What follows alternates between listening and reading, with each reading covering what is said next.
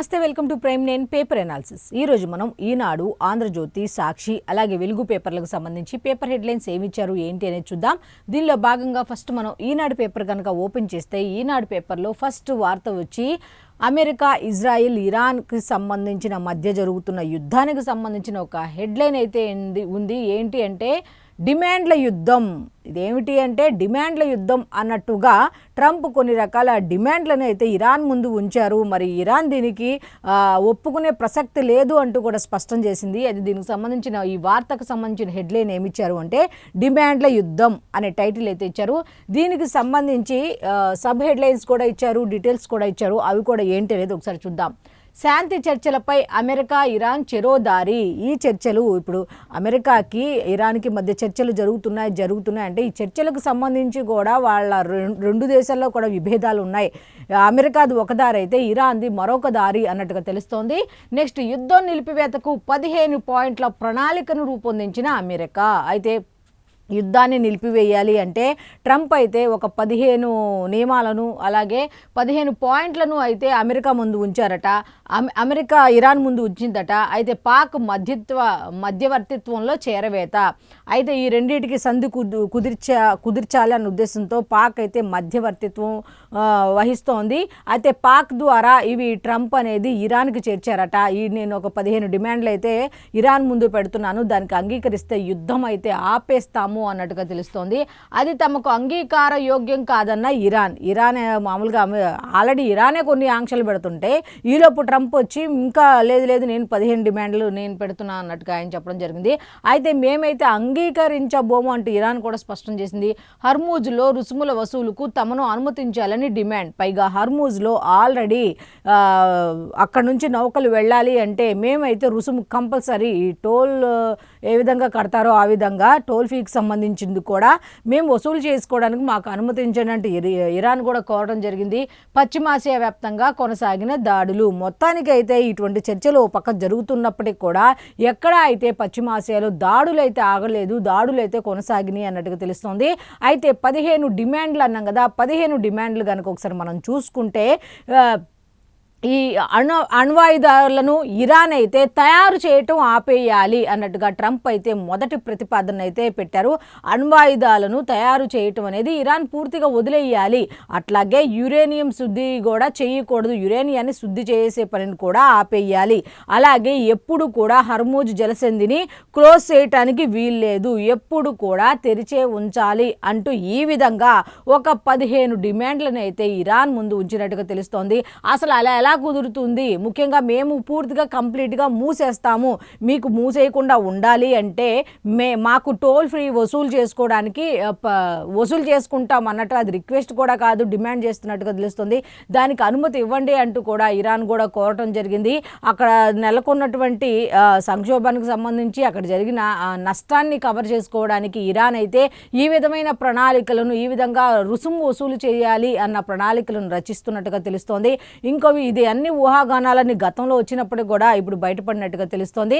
మొత్తానికి అయితే హర్మూజ్ జలసంధి నుంచి నౌక బయటకు వెళ్ళాలంటే మాకు ఇంత అమౌంట్, ఇంత పర్సంటేజ్ అనేది మాకు పే చేయాల్సిందే. ఎందుకంటే హర్మూజ్ జలసంధికి సంబంధించి, రక్షణకు సంబంధించిన, భద్రతకు సంబంధించిన విషయాల్లో కూడా మేము ఆర్థికంగా చితికిపోయాం కాబట్టి మాకు ఇదైతే ఆర్థికంగా ఇలా వసూలు చేసుకుంటే ఉపయోగపడుతుంది కాబట్టి దాన్ని మేము ఖచ్చితంగా వసూలు చేసుకుంటాము.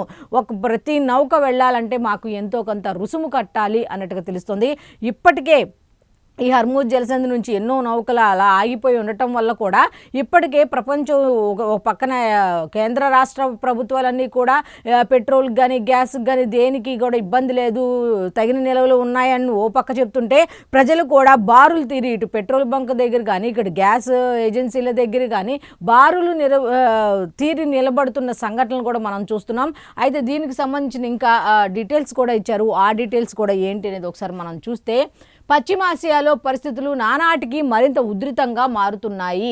ఇరాన్లో చర్చలకు ముందుకు వచ్చిన అమెరికా అధ్యక్షులు డొనాల్డ్ ట్రంప్ యుద్ధాన్ని నిలిపివేసేందుకు 15 డిమాండ్లను ఆ దేశం ముందు ఉంచారు. అణ్వస్త్ర తయారీ ప్రణాళికలను టెహ్రా ఉపసంహరించుకోవడం, అంతర్జాతీయ ఇంధన రవాణాకు కీలకమైన హర్మూజ్ జలసంధిని ఎప్పుడూ తెరిచి ఉండటం వంటి కీలక అంశాలు అందులో ఉన్నట్టుగా తెలుస్తుంది. అయితే ఆ ప్రణాళికను ఇరాన్ అయితే పూర్తిగా తిరస్కరించినట్టుగా తెలుస్తోంది. తమపై ఆంక్షలను పూర్తిగా ఎత్తివేయడం, గల్ఫ్లో అమెరికా సైనిక స్థావరాలన్నింటినీ మూసివేయటం వంటి డిమాండ్లను అంగీకరిస్తేనే యుద్ధం ఆపుతామని బదులు ఇవ్వడం ద్వారా అగ్రరాజ్యాన్ని గట్టిగా షాక్ ఇచ్చింది. మీరు అది చేస్తే నేనేం చేస్తానో తెలుసా అన్నట్టుగా గల్ఫ్లో అమెరికా సైనిక స్థావరాలన్నింటినీ మూసేయిస్తాం వంటి డిమాండ్లను అంగీకరించాలి అన్నట్టుగా. అయితే 15 పాయింట్ల ప్రణాళికను ఇరాన్ తిరస్కరించినప్పటికీ చర్చలకు దారులు పూర్తిగా ఏమీ మూసుకుపోలేదని అమెరికా పేర్కొన్నట్టుగా తెలుస్తోంది. మరోవైపు ఇరాన్పై వైమానిక దాడులను ఇజ్రాయెల్, గల్ఫ్లో పొరుగు దేశాలపై దాడులను ఇరాన్ బుధవారం కొనసాగించాయన్నట్టుగా తెలుస్తోంది. అయితే నెక్స్ట్ దీనికి సంబంధించిన ఇంకా 15 డిమాండ్లకు సంబంధించి ఇంకా డీటెయిల్స్, ఇంకా ఇరాన్ ఏం చేసింది ఏంటి అనే దాని మీద, ఎక్కడెక్కడ దాడులు కొనసాగినాయి ఏంటి అనే దాని మీద కంప్లీట్ డీటెయిల్స్ అన్నీ కూడా పేజ్ నెంబర్ 3లో ఉన్నాయి. నెక్స్ట్ దీనికి సంబంధించి ఇంకొక వార్త కూడా ఉంది. అది కూడా ఏమిటి అంటే మనది దళారీ దేశం కాదు, మనది దళారీ దేశం కాదు, మధ్యవర్తిత్వం వహించడానికి మనదేమైనా దళారీ దేశమా, మనది దళారీ దేశం కాదు అన్నట్టుగా ప్రధానమంత్రి నరేంద్ర మోదీ అధ్యక్షతన నిన్న జరిగిన సమావేశంలో అయితే ఈ విధంగా మాట్లాడటం జరిగింది. ప్రధానమంత్రి నరేంద్ర మోదీ గారు పాక్ మాదిరిగా వ్యవహరించలేం, అది తీసుకునే నిర్ణయాలు అది ఏం చేస్తుంది ఏంటని పాకిస్తాన్కి ఆ దేశానికే తెలియదు కాబట్టి అటువంటి నిర్ణయాలు మనం తీసుకోలేం, అదంటే దళారీ దేశం కాబట్టి ఏదైనా తీసుకుంటుంది, మనదైతే దళారీ దేశం కాదు కదా అంటూ స్పష్టం చేయడం జరిగింది.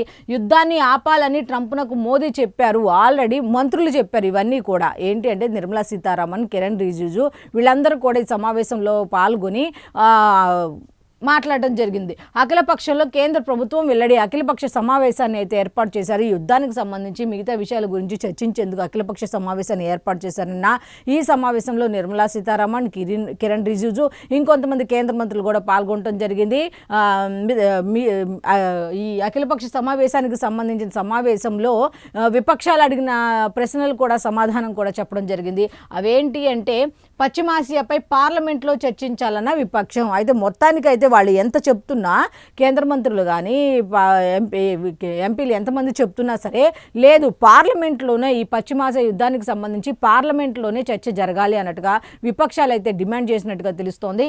అయితే దీనికి సంబంధించిన డీటెయిల్స్ కనుక ఒకసారి మనం చూస్తే మనది పాకిస్తాన్ లాంటి దళారీ దేశం కాదంటూ కేంద్ర ప్రభుత్వం స్పష్టం చేసినట్టుగా తెలుస్తోంది. ఇరాన్పై అమెరికా చేస్తున్న యుద్ధాన్ని విరమింపచేయడానికి పాకిస్తాన్ మధ్యవర్తిత్వం వహిస్తోందన్న వార్తల్ని తోసిపుచ్చింది. అయితే పాకిస్తాన్ 81 నుంచి కూడా అమెరికా వాడుకుంటోందని, అందువల్ల మధ్యవర్తిత్వ ప్రయత్నాలను పాక్ చేయడం ఎలాంటి కొత్తదనం లేదని చెప్తోంది. అయితే పశ్చిమాసియాలో ఉద్రిక్త పరిస్థితుల గురించి విపక్షాలకు చెప్పేందుకు బుధవారం సాయంత్రం పార్లమెంటు సముదాయంలో అఖిలపక్ష సమావేశాన్ని నిర్వహించారు. రక్షణ మంత్రి రాజ్నాథ్ సింగ్ ఆధ్వర్యంలో నిర్వహించిన ఈ సమావేశం విదేశీ వ్యవహారాల శాఖ మంత్రి ఎస్ జయశంకర్ మాట్లాడుతూ ఎస్ జయశంకర్ కూడా మాట్లాడడం జరిగింది. అయితే విదేశాల్లో అక్కడ చిక్కుపోయినటువంటి భారతీయుల రక్షణకు తగిన ఏర్పాట్లు చేస్తున్నాము. అయితే చమురుకు సంబంధించి మిగతా వాటికి సంబంధించి ఎటువంటి చమురు నిల్వలన్నీ కూడా మన దగ్గర ఉన్నాయి, ఎటువంటి ఆందోళన అవసరం లేదు అంటూనే మనది దళారీ దేశం కాదు కాబట్టి పాక్లా వ్యవహరించలేం, అలాగే భౌగోళిక అంశాలకు సంబంధించిన వాటిలో కూడా మనం జోక్యం చేసుకోవడం కరెక్ట్ కాదు, మనం జోక్యం చేసుకోలేం కూడా అన్నట్టుగా కొంతమంది మంత్రులు అయితే విపక్షాలు అడిగిన ప్రశ్నలకైతే ధీటుగా సమాధానం ఇవ్వటం జరిగింది. అయితే దీనికి సంబంధించిన అన్ని డీటెయిల్స్ కూడా ఇప్పుడు 1981 నుంచి కూడా అమెరికా అనేది పాకిస్తాన్ని వాడుకుంటోంది కాబట్టి ఇటువంటి సమయంలో మధ్యవర్తిత్వం వహించాల్సినంత అవసరం మనకైతే లేదు, ఎందుకంటే మధ్యవర్తిత్వం వహించాల్సిన అవసరం పాకిస్తాన్కు ఉంది కాబట్టి అది వహిస్తుంది, మనదేం దళారీ దేశం కాదు కదా అంటూ కూడా మన కేంద్ర మంత్రులు కూడా చెప్పడం జరిగింది. అయితే దీనికైతే విపక్షం అయితే అసలు ఒప్పుకునే ప్రసక్తే లేదు, మీరు అయితే కనీసం అక్కడ ఖమేనీని ఖతం చేస్తే కూడా, చంపేస్తే కూడా కనీసం మీరు స్పందించలేదు అంటే దాన్ని కూడా ఖండించారు. మేము అక్కడికి వెళ్ళి అక్కడ ఇరాన్కి సంబంధించిన దౌత్య కార్యాలయం తెరుచుకోగానే అక్కడికి వెళ్ళి సంతకం కూడా భారత్ చేసింది అన్నట్టుగా స్పష్టం చేసి దీని మీద వివరాలు ఇవ్వటం కూడా జరిగింది. అయితే ఇంకా దీనికి సంబంధించింది ఇంకా కంప్లీట్ డీటెయిల్స్ అయితే ఉన్నాయి. విపక్షం అయితే ఎట్టి పరిస్థితుల్లో పశ్చిమాసియా యుద్ధానికి సంబంధించి పార్లమెంట్లో చర్చించాల్సిందే అన్నట్టుగా పట్టుబడుతున్నట్టుగా తెలుస్తోంది. అయితే దీనికి సంబంధించిన ఇంకా కంప్లీట్ డీటెయిల్స్ అన్నీ కూడా లోపల పేజీలో ఉన్నాయి. నెక్స్ట్ ఇంకొక వార్త ఉంది, ఆ వార్త కూడా దీనికి సంబంధించింది ఏమిటి అని ఒకసారి మనం చూస్తే పెట్రోల్ డీజిల్ కొరత లేదు అని ఒక హెడ్లైన్తో ఒక వార్త అయితే ఇచ్చారు. భవిష్యత్తులో వస్తుందేమో అనే ఆందోళనతో కొన్ని చోట్ల హడావుడి ఎక్కడ అయితే లేదు, ఒకవేళ వస్తుందేమో, యుద్ధ తీవ్రత పెరుగుతోంది కాబట్టి ఒకవేళ వస్తుందేమో అనే డౌట్తోనే ఇలాంటి హడావుడి జరుగుతోంది అన్నట్టుగా అవసరం మేర నిల్వలు ఉన్నాయని ఇంధన సంస్థల స్పష్టీకరణ. ఓ పక్క ఇంధన సంస్థలు ఏం చెప్తున్నాయంటే అవసరం మేర ఉన్నాయి అని చెప్తోంది. అయితే ఆల్రెడీ నిన్న అఖిలపక్ష సమావేశంలో కూడా అక్కడ కేంద్ర మంత్రులు కూడా చెప్పడం జరిగింది. ఆల్రెడీ 4 నౌకలు అయితే ఈ చమురుకు సంబంధించిన 4 నౌకలు అయితే భారత్కు చేరుకున్నాయి. ఆల్రెడీ ఇంకో 5 రాబోతున్నాయి, చేరుకోబోతున్నాయి. ఇంకా 18 నౌకలు అక్కడ హర్ముజ్ జలసంధి సమీపంలో అక్కడే ఉన్నాయి, ఆ హద్దు దగ్గరే ఉన్నాయి. 18 కూడా ఏ మాత్రం చిన్న వెసులుబాటు వచ్చినా ఆ 18 కూడా ఇక్కడికి వచ్చే అవకాశం ఉంటుంది అన్నట్టుగా కూడా నిన్న క్లారిటీ ఇవ్వటం జరిగింది. అయితే మొత్తానికి అయితే పెట్రోల్ డీజిల్ కొరత అయితే లేదు అన్నట్టుగా ఇంధన సంస్థలు అయితే స్పష్టం చేసినట్టుగా తెలుస్తోంది. అయితే రాష్ట్రంలో పెట్రోల్ డీజిల్ కొరత లేదు, భవిష్యత్తులో సమస్య వస్తుందేమన్న ఆందోళనతో కొందరు అవసరం లేకుండా ట్యాంక్ ఫుల్ చేయిస్తున్నారు అంటూ మరికొందరు డబ్బాలు తెచ్చి పెట్రోల్ డీజిల్ నింపేస్తున్నారు. ఈ కారణంగా 2 రోజులకు సరిపడి నిల్వలు ఒక రోజులోనే అయిపోతున్నాయి అన్నట్టు తెలుస్తుంది. కానీ ఇది ఎంత ప్రమాదం అంటే దేంట్లో పడితే దాంట్లో ఈ పెట్రోల్ని ఆ డీజిల్ని నిల్వ చేసుకోవటం అనేది ఎంత డేంజర్. కాకపోతే దాని అంటారు కదా, ఎవరి ఇబ్బంది వాళ్ళకు ఉంటుంది, అది వేరే విషయం అనుకోండి. కాకపోతే దానివల్ల ప్రమాదాన్ని కొని తెచ్చుకోవటమే అన్నట్టుగా కూడా రాష్ట్ర ప్రభుత్వాలు కూడా హెచ్చరిస్తున్నట్టుగా తెలుస్తోంది. రాష్ట్ర వ్యాప్తంగా 1-2 ప్రాంతాలు మినహా పెట్రోల్ డీజిల్ దొరకని పరిస్థితి అయితే లేవు. ఇక తెలంగాణ సరిహద్దుల్లోని పల్నాడు జిల్లా బంకులతో పాటు ఎన్టీఆర్ జిల్లా, తిరువూరు, కృష్ణా జిల్లా హనుమాన్ జంక్షన్ రద్దీ నెలకొంది. కొరత వస్తుందనే తప్పుడు ప్రచారంతోనే బంకుల వద్ద వాహనాలు ఉన్నవాళ్ళు, వాహనదారులు అయితే ఆ విధంగా బంకుల మధ్య ఇలా నిలబడ్డారు అన్నట్టు తెలుస్తుంది. వదంతులు, వాహనదారులు బారులు అన్నట్టు ఏలేశ్వరం బంకు వద్ద పెట్రోల్ కోసం బారులు తిరిగిన స్థానికులు. హైదరాబాద్లో కూడా ఇదే గందరగోళం, ఇదే పరిస్థితి. లేదు కొరత వచ్చేసింది అనేసరికి పెట్రోల్ బంకుల దగ్గర కూడా ఒకేసారి అంత ఎక్కువ మంది ఉంటే వాళ్ళు మామూలు జనరల్గా సప్లై చేసేదానికన్నా ఎక్కువ సప్లై చేసినప్పుడు మరి పెట్రోల్ లేదు అనే బోర్డులే పెడతారు కదా, మరి ఇంకేం పెడతారు అంటే రోజు వాళ్ళు ఇచ్చేదానికన్నా ఎక్కువ క్వాంటిటీ మీద వాళ్ళు పెట్రోల్ అవి తీసుకుంటున్నారు కాబట్టి మరి ఉండదు కాబట్టి వాళ్ళు బోర్డులు పెట్టకుండా ఏం చేస్తారు. సో ఇటువంటి ఆందోళన అయితే అవసరం లేదు అన్నట్టుగా ఆల్రెడీ నిన్న అఖిలపక్ష సమావేశంలో కూడా కేంద్ర ప్రభుత్వం చెప్పడం జరిగింది. ఆల్రెడీ 4 చేరుకున్నాయి భారత్కి, ఇంకో 5 దారిలో ఉన్నాయి, వస్తాయి ఒక 2-3 రోజుల్లో. ఇంకా 18 నౌకలు అక్కడే ఉన్నాయి కాబట్టి మనకైతే ఎటువంటి కొరత లేదు అన్నట్టుగా తెలుస్తుంది. అయితే దీనికి సంబంధించిన కంప్లీట్ డీటెయిల్స్ అన్నీ కూడా లోపల పేజీల్లో ఉన్నాయి. నెక్స్ట్ ఇంకొక వార్త ఉంది, ఆ వార్త కూడా ఏంటనేది ఒకసారి చూస్తే, విజయవాడ బైపాస్ నెలాఖరుకు పూర్తిగా సిద్ధంగా అందుబాటులోకి రాబోతోంది అన్నట్టుగా ఒక వార్త అయితే ఉంది. విద్యుత్ లైన్ కారణంగా అంబాపురం వద్ద వంతెన ఒక్కటే పెండింగ్లో ఉన్నట్టుగా తెలుస్తోంది. మిగిలిన పనులన్నీ నెలాఖరుకు పూర్తవుతాయట. 27 నుంచి కాజా వద్ద బైపాస్లో ఇరువైపులా రాకపోకలకు అయితే అనుమతి ఇవ్వనున్నట్టుగా తెలుస్తోంది. కాజా వద్ద పూర్తయిన బైపాస్ హైవే అనుసంధాన పనులు అన్నట్టుగా ఎప్పటి నుంచి స్టార్ట్ అవుతుంది ఏంటి, దేనివల్ల విద్యుత్ లైన్ కారణంగా అంబాపురం వద్ద వంతెన ఒకటే పెండింగ్లో ఉంది, మిగతా ఆల్మోస్ట్ అన్ని పనులు అయిపోయినట్టే తెలుస్తుంది. అయితే 27వ తారీఖు నుంచి మాత్రం కాజా వద్ద బైపాస్లు ఇరువైపులా రాకపోకలకు అనుమతిస్తారు అంటూ వార్త అయితే ఉంది. మొత్తానికి దీనికి సంబంధించిన కంప్లీట్ డీటెయిల్స్ అన్ని కూడా పేజ్ నెంబర్ 13లో ఉన్నాయి. ఇంకొక వార్త ఉంది, అది కూడా ఏంటి చూస్తే, విద్యుత్ ఛార్జీలు పెంచట్లేదు అన్నట్టుగా ట్రూ అప్ భారము ప్రజలపై వేయట్లేదు, అవన్నీ భరించనున్న ప్రభుత్వమే వీటిని భరిస్తోంది అన్నట్టుగా డిస్కంల 15,790 కోట్ల రెవెన్యూ లోటు తీరుస్తామంటూ లేఖ అయితే వచ్చినట్టు తెలుస్తోంది. వాణిజ్య వినియోగదారులకు యూనిట్ ₹12.25 నుంచి ₹9.95 అయితే తగ్గించినట్టుగా తెలుస్తోంది. పారిశ్రామిక కేటగిరీలోకి వాటర్ ప్లాంట్లు, ప్రింటింగ్ ప్రెస్లు, అలాగే 2026-27 టారిఫ్ను ఖరారు చేసిన ఏపీఈఆర్సీ. అయితే ఏపీఈఆర్సీ అయితే ఈ విద్యుత్ ఛార్జీలకు సంబంధించిన టారిఫ్ని అయితే నిన్న విడుదల చేసినట్టుగా తెలుస్తుంది. దీంట్లో స్పష్టంగా ఏం తెలుస్తుందంటే విద్యుత్ ఛార్జీలు అయితే పెంచట్లేదు, అయితే ట్రూ అప్ భారము కూడా ప్రజలపై వేయట్లేదు, అవన్నీ కూడా ప్రభుత్వమే భరిస్తుంది అన్నట్టుగా చెప్పడం జరిగింది. అలాగే డిస్కంల 15,790 కోట్ల రెవెన్యూ లోటు తీరుస్తామంటూ కూడా లేఖ రాయటం జరిగింది. అయితే దీనికి సంబంధించిన కంప్లీట్ డీటెయిల్స్ అన్నీ కూడా లోపల పేజీల్లో ఉన్నాయి. నెక్స్ట్ 28న శాసనసభ ప్రత్యేక సమావేశం అయితే జరగనున్నట్టుగా తెలుస్తోంది. అమరావతికి చట్టబద్ధతపై తీర్మానం చేసి కేంద్రానికి పంపేందుకే ఈ 28వ తారీఖున ప్రత్యేకంగా శాసనసభ ప్రత్యేక సమావేశాన్ని అయితే ఏర్పాటు చేయబోతున్నారు. ఈ అమరావతికి సంబంధించి చట్టబద్ధతపై తీర్మానం చేసి కేంద్రానికి పార్లమెంటుకు ఎందుకు లేక, ఎందుకంటే ఈ పార్లమెంట్ సమయాల్లోనే దాన్ని ఎట్లయినా సరే ఆ బిల్లును తీసుకురావాలని, భవిష్యత్తులో న్యాయపరమైన చిక్కులు తలెత్తకుండా పకడ్బందీ ఏర్పాట్లు, అసలు పర్టికులర్గా అమరావతి రాజధాని ఆంధ్రప్రదేశ్ అనేది ఖచ్చితంగా ఇది రావాలి అంటే మాత్రం భవిష్యత్తులో న్యాయపరమైన చిక్కులు రాకుండా ఉండాలంటే ఇప్పుడు ఈ విషయం మీద కంపల్సరీ కూడా తీసుకోవాలి నిర్ణయం అన్నట్టుగా తెలుస్తుంది. ప్రస్తుత పార్లమెంట్ సమావేశాల్లోనే విభజన చట్టానికి సవరణ అన్నట్టుగా ఒక వార్త అయితే ఉంది. దీనికి సంబంధించిన కంప్లీట్ డీటెయిల్స్ అన్ని కూడా పేజ్ నెంబర్ 3లో ఉన్నాయి. నెక్స్ట్ ఉగ్ర సంబంధాలున్న మరో ఇద్దరిని అయితే అరెస్టు చేశారట. హైదరాబాద్లో సైదా బేగం, బళ్ళారిలో అబ్దుల్ సలాంలను అదుపులోకి తీసుకున్న పోలీసులు నిన్న ఒక ముగ్గురిని అయితే విజయవాడలో వేర్వేరు ప్రాంతాల్లో అదుపులోకి తీసుకున్నారు. అట్లాగే నిన్న కూడా హైదరాబాద్లో ఒక లేడీని, అట్లాగే బళ్ళారిలో అబ్దుల్ సలాం అనే ఇంకొక అతన్ని కూడా అదుపులోకి తీసుకున్నారట. వచ్చే నెల 6 వరకు రిమాండ్ విధించిన విజయవాడ కోర్టు అన్నట్టుగా వార్త అయితే ఉంది. దీనికి సంబంధించిన కంప్లీట్ డీటెయిల్స్ అన్ని కూడా లోపల పేజీలో ఉన్నాయి. మిగిలింది 5 రోజులే. ఆస్తి పన్ను వడ్డీపై 50% రాయితీతో 1,712 కోట్ల లబ్ధికి వీలు అన్నట్టుగా తెలుస్తోంది. అయితే ఈ నెల 31లోగా బకాయిలు చెల్లిస్తేనే పట్టణ ప్రజలకు మేలు జరుగుతుంది అన్నట్టుగా తెలుస్తుంది. అయితే ఇంకా 5 రోజులే ఉంది కాబట్టి బకాయిలు చెల్లిస్తే పట్టణ ప్రజలకు మేలు జరుగుతుంది అన్నట్టుగా వార్త అయితే ఇచ్చారు. ఇది ఏ విధంగా ఏంటి అనే దాని మీద కంప్లీట్ డీటెయిల్స్ ఇవ్వడం జరిగింది. లోపల పేజీలో అయితే కంప్లీట్ డీటెయిల్స్ ఇవ్వడం జరిగింది. అయితే ఈనాడు పేపర్కి సంబంధించిన డీటెయిల్స్ ఈ విధంగా ఉంటే సాక్షికి వెళ్ళిపోదాం. సాక్షి పేపర్లో ఫస్ట్ హెడ్లైన్ వచ్చేసరికి ఏఐతో ఆటలొద్దు అంటూ బాల్యాన్ని, భావోద్వేగాలను ఏఐ బొమ్మలు హరించకుండా జాగ్రత్త పడాలి అంటూ ఒక వార్త అయితే ఇచ్చారు. దీనికి సంబంధించిన కంప్లీట్ డీటెయిల్స్ లోపల ఉన్నాయి. నెక్స్ట్ ఆశల పల్లకిలు అంటూ 2వ టైటిల్ లక్ష్యంగా గుజరాత్ టైటాన్స్ ఐపీఎల్లో నిలకడైన ప్రదర్శన అంటూ దీనికి సంబంధించిన కంప్లీట్ డీటెయిల్స్ పేజ్ నెంబర్ 12లో ఉన్నాయి ఐపీఎల్కి సంబంధించి. నెక్స్ట్ పిఎన్జీకి మారకపోతే ఎల్పీజీ కట్ అన్నట్టుగా పిఎన్జీకి మారకపోతే ఎల్పీజీ గ్యాస్ కనెక్షన్ తొలగిస్తామని కేంద్రం స్పష్టం చేస్తూ ఉత్తర్వులు అయితే జారీ చేసినట్టుగా తెలుస్తోంది.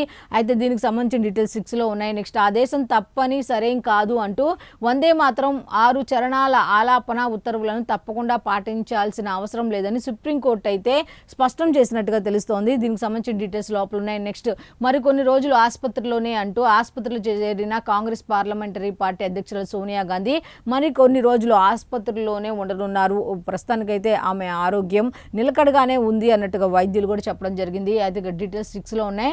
2వ రోజు బుల్ రన్ అంటూ పశ్చిమాసియాలో యుద్ధ ఉద్రిక్తతలు తగ్గుముఖం పడుతున్నాయనే సంకేతాలతో దలాల్ స్ట్రీట్లో బుల్ రన్ 2వ రోజు కొనసాగింది. మొత్తానికైతే నిన్న కాస్త పుంజుకున్నట్టుగా తెలుస్తోంది స్టాక్ మార్కెట్లు. అయితే దీనికి సంబంధించి డీటెయిల్స్ లోపల ఉన్నాయి. నెక్స్ట్ మెయిన్ వార్తలు కనుక వస్తే క్రెడిట్ చోరీ కాదు, క్రెడిట్ దోపిడీ అంటూ ఇక మళ్ళీ మొదలుపెట్టారు. పాడిందే పాడరా పాచిపళ్ళ దాసరా అన్నట్టుగా వాళ్ళు ఏది స్టార్ట్ చేస్తే అది ఇది నాదే, వాళ్ళు ఏది మొదలు పెడితే అది ఇది నాదే, వాళ్ళు దేనికి శంకుస్థాపన చేస్తే అది నాదే అన్నట్టుగా ఎవరు క్రెడిట్ ఎవరు చోరీ చేస్తున్నారు ఏంటి అనేది కూడా అయోమయం పరిస్థితిలో ఉన్నటువంటి ఈ స్థితిలో దీనికి సంబంధించిన వార్త వీళ్ళు ఏ విధంగా ఇచ్చారు అంటే క్రెడిట్ చోరీ కాదు, క్రెడిట్ దోపిడీ అట, చోరీ కూడా కాదు దోపిడీ ఏకంగా అన్నట్టుగా హెడ్లైన్ ఇచ్చారు. ఆర్సెలార్ మిట్టల్ స్టీల్ కంపెనీని తామే తెచ్చినట్లు చంద్రబాబు బిల్డప్పిస్తున్నారు కానీ అబ్బే అది తీసుకొచ్చిన జగన్మోహన్ రెడ్డి గారు అంట, ఇది కూడా తీసుకొచ్చిన జగన్మోహన్ రెడ్డి గారు అంట. అద్దంకి నియోజకవర్గ పార్టీ శ్రేణుల సమావేశంలో వైఎస్ జగన్ మండిపాటు. అక్కడ అద్దంకి నియోజకవర్గ కార్యకర్తల సమావేశాన్ని పెట్టడం, చంద్రబాబు నాయుడు గారిని ప్రతి నియోజకవర్గ కార్యకర్తలను పిలిపించుకోవడం, పార్టీ సమావేశాలు పెట్టడం, అక్కడ మీటింగ్ పెట్టడం, సమీక్ష సమావేశాలు, వాళ్ళ సమస్యలు ఏంటి, వాళ్ళకున్న ఇబ్బందులు ఏంటి, అసలు గ్రౌండ్ లెవెల్లో ఏం ఇది కాదు. ఎంతసేపు వాళ్ళు ఇంకోటి స్టార్ట్ చేస్తారు, ఇంకో నియోజకవర్గంలో మీటింగ్ పెడతారు, పెట్టి చంద్రబాబు నాయుడు గారిని తిడతారు, మధ్యలో పవన్ కళ్యాణ్ లాగుతారు. ఇదే 2024 స్టార్ట్ అయిన దగ్గర నుంచి జరుగుతున్నది ఇదే. అయితే 2022లో నా దావోస్ పర్యటనలో ఆదిత్య మిట్టల్తో చర్చలు, ఆయనే అసలు ఆదిత్య మిట్టల్తో అయితే అప్పుడు దావోస్ పర్యటనలో ఉన్నప్పుడు ఈయనే చర్చలు జరిపారంట. ఇంగ్లీష్ ఎంత మాట్లాడారు, ఎంత బాగా మాట్లాడారు గుర్తుందిగా అప్పుడు అనమాట. అయితే అప్పట్లోనే స్టీల్ ప్లాంట్ ఏర్పాటుపై సూత్రప్రాయంగా అంగీకరించారట.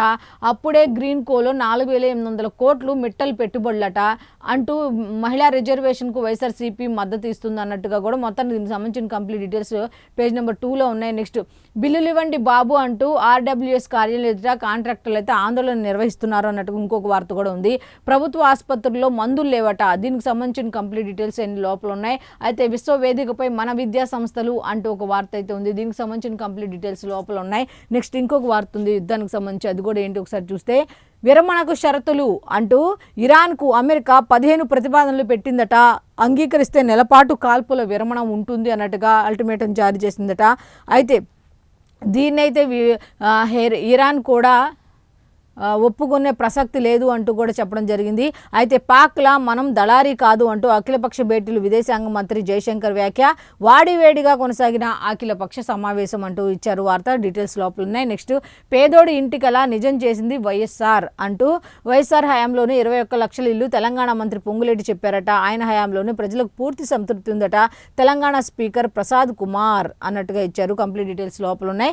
నెక్స్ట్ దేశవ్యాప్తంగా బెజవాడ ఉగ్ర లింకులు అంటూ ఉగ్రవాద భావజాలం వ్యాప్తి చేస్తున్న మరో ఇద్దరిని అరెస్ట్ చేశారన్నట్టుగా వార్త అయితే ఉంది. కంప్లీట్ డీటెయిల్స్ లోపల ఉన్నాయి. మొత్తంగా అయితే 6 రాష్ట్రాల్లో 8 మందిని గుర్తించారట. రంగంలోకి దిగిన 9 పోలీసు బృందాలు అన్నట్టుగా ఉంది వార్త. డీటెయిల్స్ లోపల ఉన్నాయి. ధరదడ విడిభాగాలపై మరింత వ్యయం పెరిగిపోతున్న తయారీ ఖర్చు, ఎలక్ట్రానిక్ కార్ల ధరల పెంపు బాటలో కంపెనీలు అన్నట్టుగా ఉంది. నెక్స్ట్ పాతాళానికి రూపాయి అంటూ డాలర్ మారకంలో 20 పైసలు డౌన్, కొత్త ఆల్ టైమ్ కనిష్టం ₹93.96 వద్ద ముగిసింది అన్నట్టుగా ఇచ్చారు వార్త. నెక్స్ట్ బెల్ట్ షాపులో విచ్చలవిడిగా మద్యం విక్రయాలు అంటూ క్వార్టర్ బాటిల్పై అదనంగా ₹50 వసూలు చేస్తున్నారట. సిండికేట్లతో ఎక్సైజ్ అధికారులు మిలాఖత్. సామాజిక మాధ్యమాల్లో టీడీపీ ఎమ్మెల్యే కొలికిబూడి వ్యాఖ్యానించారట. ఆ వ్యాఖ్యానించారు కాబట్టి వీళ్ళు వదలరు కాబట్టి టీడీపీ ఆయన ఇట్లా చేస్తున్నాడు, ఇలా మాట్లాడుతున్నాడు, వాళ్ళ మీద వాళ్ళే బురద జల్లుకుంటున్నారు, ఈ విధంగా జరుగుతుందన్న విషయాలు బయట పెడుతున్నారని దాన్ని వదలరు కాబట్టి ఆయన ఇట్లా సోషల్ మీడియాలో వైరల్ అవుతున్న వీడియోని తీసుకొచ్చి ఇక్కడ పెట్టారు. కంప్లీట్ డీటెయిల్స్ పేజ్ నెంబర్ 3లో ఉన్నాయి. అయినోళ్లకు పలారం అంటూ హాజరు లేకున్నా బిల్లులు అయితే చెల్లించేస్తున్నట్టుగా తెలుస్తుంది. వాళ్ళ సొంత మనుషుల్లా భావించి వాళ్ళకి బిల్లులు చెల్లిస్తున్నారు అన్నట్టుగా వార్త అయితే ఉంది. దీనికి సంబంధించిన కంప్లీట్ డీటెయిల్స్ లోపల ఉన్నాయి. నెక్స్ట్ మహిళా కోట అమలుకు ప్రత్యేక భేటీ అన్నట్టుగా ఉంది. 5 రాష్ట్రాల ఎన్నికల అనంతరం ప్రత్యేక పార్లమెంట్ సమావేశాలు నిర్వహించే అవకాశం. అయితే ఈ మహిళా కోటాకు సంబంధించి అమలుకు సంబంధించి ప్రత్యేక సమావేశాన్ని అయితే ఏర్పాటు చేయబోతున్నట్టుగా తెలుస్తుంది. 5 రాష్ట్రాల ఎన్నికల అనంతరం ప్రత్యేక పార్లమెంట్ సమావేశాలు నిర్వహించే అవకాశం ఉందట. అయితే దీనికి సంబంధించిన కంప్లీట్ డీటెయిల్స్ అన్ని కూడా లోపల ఉన్నాయి. నెక్స్ట్ అప్పుల బాధ తాళలేక యువ రైతు ఆత్మహత్య అంటూ ఒక వార్త. అయితే ఏయూ ప్రస్థానం దేశానికే గర్వకారణం అంటూ ఇంకొక వార్త. 28న శాసనసభ ప్రత్యేక సమావేశం అంటూ ఇంకొక వార్త. దేశంలో 1300 ఐఏఎస్ పోస్టులు ఖాళీగా ఉన్నాయి అన్నట్టుగా వివరాలు బయటకు వచ్చినటువంటి ఒక వార్త. ఈ విధంగా సాక్షి పేపర్లో ఉన్నాయి. ఇక ఆంధ్రజ్యోతికి వెళ్ళిపోదాం. ఆంధ్రజ్యోతిలోకి వచ్చేసరికి ఫస్ట్ వార్త వచ్చి ప్రైవేట్ స్కూళ్ళలో 30,000 పేద పిల్లలకు సీట్లు. ప్రైవేట్ స్కూళ్ళలో తొలిదశ లాటరీలో ఎంపిక, ఆర్టీఈ కింద ఉచిత విద్య అంటూ ఒక వార్త అయితే ఉంది. దీనికి సంబంధించిన కంప్లీట్ డీటెయిల్స్ లోపల ఉన్నాయి. నెక్స్ట్ అమరావతి కోసం అత్యవసర భేటీ అన్నట్టుగా 28వ తారీఖు అయితే ఎల్లుండి అసెంబ్లీ ప్రత్యేక సమావేశం నిర్వహించనున్నారు. ఆంధ్రప్రదేశ్ రాజధానిగా గుర్తించాలని కేంద్రాన్ని కోరుతూ తీర్మానం చేయబోతున్నట్టుగా తెలుస్తోంది. దీనికి సంబంధించి దీన్ని ఆమోదించాక కేంద్రానికి నివేదించనున్నారు అన్నట్టుగా తెలుస్తోంది. దీనికి సంబంధించిన కంప్లీట్ డీటెయిల్స్ లోపల ఉన్నాయి. నెక్స్ట్ డబుల్ గేమ్కు చెక్ అంటూ ఒక హెడ్లైన్తో కూడిన వార్త అయితే ఉంది. సుప్రీం సంచలన తీర్పుతో సర్వత్రా చర్చ జరుగుతుందట. అటు కేసులు ఇటు పాస్టర్లపై ప్రభావం. క్రైస్తవంలోకి మారితే ఎస్సీ హోదా పోయినట్లే. వైసీపీ హయాంలో ఎడాపెడా అట్రాసిటీ కేసులు పెట్టారు. అయితే రాజధాని రైతులు టీడీపీ నేతలపై చట్టంతో గురి ఫిర్యాదుదారులు క్రైస్తవం తీసుకున్న వారు ఎక్కువగా ఉన్నారు అన్నట్టుగా. వారి నేపథ్యం పరిశీలిస్తే కేసులు వీగినట్లే. పాస్టర్లలో అత్యధికులు మతం మారిన వారే. అటు ఎస్సీ ఫలాలు ఇటు గౌరవ వేతనాలు కూడా దక్కించుకున్నారు వాళ్ళు అన్నట్టుగా. దానికి సంబంధించిన కంప్లీట్ డీటెయిల్స్ అన్నీ కూడా ఇవ్వడం జరిగింది. నెక్స్ట్ ఇంకొక వార్త ఉంది. విద్యుత్ వినియోగదారులకు షాకులు లేవిక. ఎందుకు అంటే మేము ఛార్జీలు కూడా పెంచట్లేదు. 16,000 కోట్ల లోటు భర్తీకి సర్కారు అయితే రెడీగా ఉంది అన్నట్టుగా ఒక వార్త అయితే ఇచ్చారు. ప్రజలపై విద్యుత్ ఛార్జీల భారం మోపేందుకు సర్కారు ససమీరా అనింది అన్నట్టుగా తెలుస్తుంది.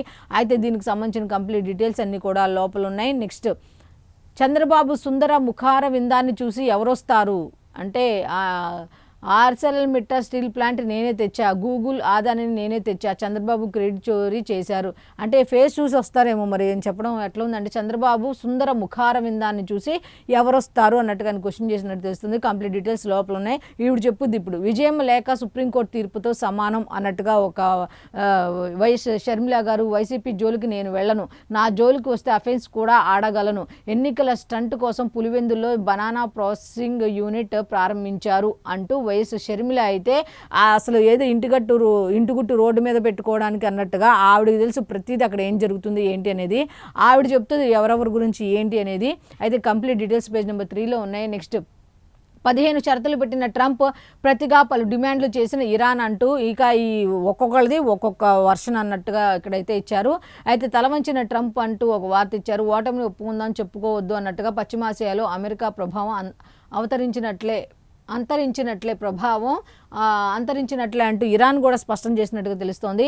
అయితే పిఎన్జిపై కొత్త పాలసీ తెస్తామంటూ నేడు క్యాబినెట్ భేటీలో చర్చించనున్నట్టుగా తెలుస్తుంది. దీనికి సంబంధించిన కంప్లీట్ డీటెయిల్స్ అన్నీ కూడా లోపల పేజీల్లో ఉన్నాయి. నెక్స్ట్ పోలవరానికి పూర్తి సహకారం అన్నట్టుగా ఇంకొక వార్త ఉంది. పెద్దిరెడ్డి అనుచరులకు చెక్ అంటూ ఇంకొక వార్త కూడా ఉంది. 50,000 గదులు 10,000 హోమ్ స్టేలు అన్నట్టుగా పెరుగుతున్న పర్యాటకుల కోసం సిద్ధం చేయండి అంటూ పెద్ద బ్రాండ్ హోటళ్లు ఏపీకి రావాలి అంటూ తిరుపతి విశాఖలో అమ్యూజ్మెంట్ పార్కుల ఏర్పాటుకు కార్యాచరణ సిద్ధం చేయండి అంటూ పర్యాటక శాఖ సమీక్షలో సీఎం దిశానిర్దేశం చేశారు. అయితే పర్యాటక శాఖకు సంబంధించి నిన్న ముఖ్యమంత్రి చంద్రబాబు నాయుడు గారు సంబంధిత అధికారులతో సమీక్షా సమావేశం చేసి కొన్ని రకాల వ్యాఖ్యలు చేయడం జరిగింది. 50,000 గదులు 10,000 హోమ్ స్టేలు ఉండేలాగా హోటళ్లు అవి ఏర్పాటు చేయండి, పెద్ద పెద్ద బ్రాండ్ ఉన్న హోటల్స్ ఏపీకి వచ్చేలా చూడండి అంటూ సంబంధిత అధికారులతో నిర్వహించిన సమీక్షా సమావేశంలో పలు అంశాలను అయితే వాళ్ళకి దిశానిర్దేశం చేయడం జరిగింది. అయితే ఆంధ్రజ్యోతికి సంబంధించి ఈ విధంగా ఉంటే ఇక వెలుగు పేపర్కి వెళ్ళిపోదాం. వెలుగు పేపర్కి వెళ్ళేసరికి ఫస్ట్ హెడ్లైన్ వచ్చేసరికి హైదరాబాద్లో వడగండ్ల వాన, మరో 4 రోజుల పాటు భారీ వర్షాలు అన్నట్టు వాతావరణ శాఖ హెచ్చరించినట్టుగా తెలుస్తోంది. అయితే సీజ్ ఫైర్కు 15 షరతులు, ఇరాన్కు యుఎస్ ప్రెసిడెంట్ ట్రంప్ ప్రతిపాదన, అణుబాంబులు తయారు చేయొద్దు అంటూ హర్మూజ్ను రీఓపెన్ చేయాలి, టెర్రర్ గ్రూపుల నుంచి పోషించొద్దని కండిషన్, చర్చలకు వీలుగా 4 రోజుల కాల్పుల విరమణ అన్నట్టుగా తెలుస్తోంది. అయితే దీన్ని అయితే ఇరాన్ ఒప్పుకున్నట్టుగా లేకుండా తిరిగి షరతులు పెట్టినట్టుగా తెలుస్తోంది. కంప్లీట్ డీటెయిల్స్ లోపల ఉన్నాయి. నెక్స్ట్ మన ఇప్పసరకు 5,000 ఏండ్ల చరిత్ర అంటూ బ్రిటిష్ వాళ్ళ ఆంక్షలతో వెనుకబడ్డది, జడ్చర్ల ఎమ్మెల్యే అనిరుద్ధ్ రెడ్డి వ్యాఖ్యానించారట. పూర్వ వైభవానికి సర్కారు కృషి చేయాలి అన్నట్టుగా కోరినట్టుగా తెలుస్తుంది. అయితే కంప్లీట్ డీటెయిల్స్ లోపల ఉన్నాయి. నెక్స్ట్ కుళ్ళిన గుడ్లు, కెమికల్స్తో బిస్కెట్లు, కేకులు, యాసిడ్స్, వెల్లుల్లి పొట్టుతో అల్లం వెల్లుల్లి పేస్ట్ అన్నట్టుగా. బాబోయ్, అసలు ఇలాంటివి చూస్తుంటే అసలు ఏమి కొనాలి, ఏమి తినాలి అనేది కూడా అనుమానంతో బ్రతకాల్సిన పరిస్థితి అయితే ఉంది. కలర్లు, క్రీమ్స్తో కల్తీ ఐస్ క్రీమ్ల తయారీ, 150 కిలోల డోనట్స్, కేకులు, 120 కిలోల డాల్డా, 25 కేజీల మిల్క్ పౌడర్ సీజ్ చేశారట. అయితే 70 క్వింటాల కల్తీ అల్లం వెల్లుల్లి పేస్ట్, 8,000 కిలోల నాసిరకం కొబ్బరి పొడి స్వాధీనం చేసుకున్నట్టు తెలుస్తోంది. వేర్వేరు చోట్ల 9 మందిని అయితే అరెస్ట్ చేశారట. అయితే దీనికి సంబంధించిన కంప్లీట్ డీటెయిల్స్ కూడా లోపల పేజీలో ఉన్నాయి. నెక్స్ట్ కాంగ్రెస్కు జీవన్ రెడ్డి రాజీనామా అంటూ కార్యకర్తల సమక్షంలో ప్రకటన, పార్టీ చీఫ్ ఖర్గేకు లేఖ రాసినట్టుగా తెలుస్తోంది. కంప్లీట్ డీటెయిల్స్ లోపల ఉన్నాయి. నెక్స్ట్ గృహప్రవేశాలకు రెడీగా 1,12,000 ఇందిరమ్మ ఇండ్లు ఉన్నాయట. జూన్ నాటికి మరో 1,00,000 ఇండ్లు సిద్ధం అంటూ నిన్న శాసనసభలో మంత్రి పొంగులేటి అయితే స్పష్టంగా చెప్పడం జరిగింది. నెక్స్ట్ ఇంకొక వార్త ఉంది. అసెంబ్లీ సమావేశాలకు ఎమ్మెల్యేల డుమ్మా అంటూ హెడ్లైన్తో కూడిన వార్త అయితే ఉంది. చర్చల్లో పాల్గొనడంపై ఇంట్రెస్ట్ చూపించట్లేదు అంటూ కొంతమంది అటెండెన్స్ కోసం వచ్చి వెళుతున్నారు, కొన్నిసార్లు సభలో 20 మంది మాత్రమే ఉంటున్నారు, సీఎం సీరియస్ అయినా లైట్ తీసుకుంటున్నారు, విప్లు మంత్రులు రమ్మంటున్నా పట్టించుకోవట్లేదు అన్నట్టుగా తెలుస్తోంది. కంప్లీట్ డీటెయిల్స్ లోపల ఉన్నాయి. నెక్స్ట్ ఆసుపత్రిలో చేరిన సోనియా గాంధీ అన్నట్టుగా ఒక వార్త ఉంది. అయితే టీవీవీపీ ఇక డిఎస్హెచ్ అసెంబ్లీలో టీవీవీపీ రిపీల్ బిల్లు 2026 పాస్, బిల్లును స్వాగతించిన అధికార ప్రతిపక్ష ఎమ్మెల్యేలు అన్నట్టుగా ఇంకొక వార్త అయితే ఉంది. అయితే వెలుగు పేపర్లకు సంబంధించి ఈ విధంగా ఉంటే ఇంకా ఉన్నాయి వార్తలు, ఒక 2-3 ఉన్నాయి, అవి కూడా ఏంటో చూద్దాం ఒకసారి. రెండో రోజు మార్కెట్ జూమ్. అయితే రెండో రోజు అయితే ఈ అమెరికా ఇరాన్ మధ్య యుద్ధం కాస్త ముగిసేలా సంకేతాలు రావడంతో కాస్త స్టాక్ మార్కెట్లు నిన్న పుంజుకున్నట్టుగా తెలుస్తోంది. ఫైనాన్స్ బిల్లుకు అయితే లోక్సభ ఆమోదం తెలిపినట్టుగా తెలుస్తోంది. అయితే పైప్డ్ గ్యాస్ ఉన్న చోట పిఎన్జికి షిఫ్ట్ కావాల్సిందే. ఈ పైప్డ్ ఎక్కడైతే ఉంటుందో అక్కడ పిఎన్జికి మాత్రం ఖచ్చితంగా షిఫ్ట్ కావాలి అంటూ కేంద్ర ప్రభుత్వం అయితే సూచించినట్టుగా తెలుస్తోంది. అయితే దీనికి సంబంధించిన డీటెయిల్స్ అన్ని కూడా పేజ్ నెంబర్ 9 ఉన్నాయి. సో ఇప్పటి వరకు మనం ఈనాడు, ఆంధ్రజ్యోతి, సాక్షి అలాగే వెలుగు పేపర్లకు సంబంధించి పేపర్ హెడ్లైన్స్ ఏమి ఇచ్చారు ఏంటి అనేది చూసాం కదా. సో ఇది ఈనాటి పేపర్ అనాలిసిస్. మళ్ళీ రేపటి అనాలిసిస్లో కలుద్దాం. అంతవరకు సెలవు, నమస్కారం.